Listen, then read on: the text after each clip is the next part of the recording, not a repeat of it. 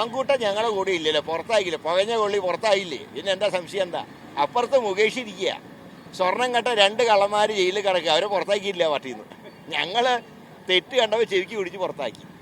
ആ ഒരു ആത്മധൈര്യത്തോടു കൂടിയാണ് പിന്നെ തീർച്ചയായിട്ടും. കാരണം മാർക്സിസ്റ്റ് പാർട്ടിയുടെ പോലെ ബലാത്സംഗത്തിന് നിർവചനം ഉണ്ടാക്കുന്ന ഏർപ്പാട് ഞങ്ങൾക്കില്ല. അത് ആര് ചെയ്താലും തെറ്റ് തന്നെ. അപ്പോൾ ഞങ്ങളുടെ ഭാഗത്ത് തെറ്റുണ്ടായാലും ഞങ്ങൾ പുറത്താക്കി. സംസ്ഥാനത്ത് ഏറ്റവും ശക്തമായ മത്സരം നടക്കുന്ന കോർപ്പറേഷനുകളിൽ ഒന്നാണ് തിരുവനന്തപുരം.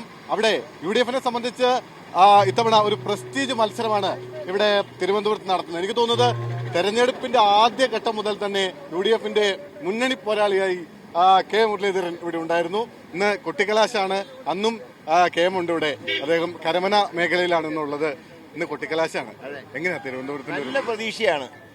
പക്ഷെ ഇത്തവണ ഒരു പ്രതിഭാസം കാണുന്നത് മാർക്സിസ്റ്റ് പാർട്ടി BJP ആയിട്ട് അഡ്ജസ്റ്റ്മെന്റാണ്.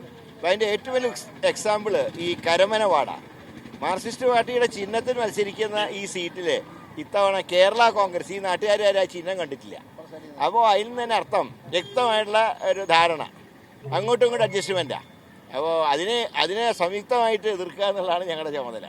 എന്തായിരിക്കും ഈ തെരഞ്ഞെടുപ്പിൽ മൊത്തം നമ്മൾ കേരളം മൊത്തത്തിലെടുത്താൽ ഏറ്റവും പ്രധാനപ്പെട്ട ചർച്ചാ വിഷയമായി വരും? ചർച്ചാ വിഷയം കേരളത്തിലെ അഴിമതി ഭരണം, സ്വജനപക്ഷപാതം, സ്വർണ്ണക്കൊള്ള, അഴിമതി, ഇതെല്ലാം അക്കമിട്ട് നിരത്തിക്കൊണ്ടാണ് ഞങ്ങൾ വോട്ട് ചെയ്യുന്നത്. ശബരിമല വിഷയം വലിയ തോതിലൊരു പ്രചാരണം വിഷയമായി എടുത്തിരുന്നു. അത് ജനങ്ങളുടെ മനസ്സിലേക്ക് എത്തിയെന്ന് കരുതുന്നു. നന്നായിട്ട് എത്തിയിട്ടുണ്ട്. അത് ഹിന്ദുക്കളുടെ മാത്രമല്ല, ഇതര സമുദായങ്ങളും. കാരണം ദേവന്റെ സ്വത്ത് എന്ന് പറയുന്ന എല്ലാം ഒരുപോലെയാണ്.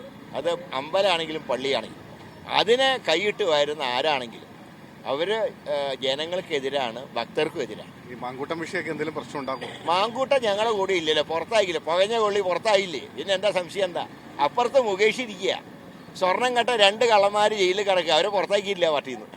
ഞങ്ങള് തെറ്റ് കണ്ടപ്പോൾ ചെവിക്ക് പിടിച്ച് പുറത്താക്കി.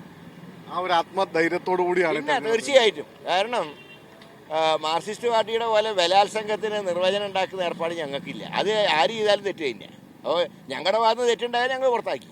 ഈ തെരഞ്ഞെടുപ്പിലെ ഒരു ആരോപണം വരുന്നത് ഈ നിലവിലെ മേയർ, സാധാരണ രീതിയിൽ എല്ലാ സ്ഥലത്തും അതാത് സ്ഥലത്ത് മേയർമാർ സജീവമായി രംഗത്തുണ്ടായിരുന്നു.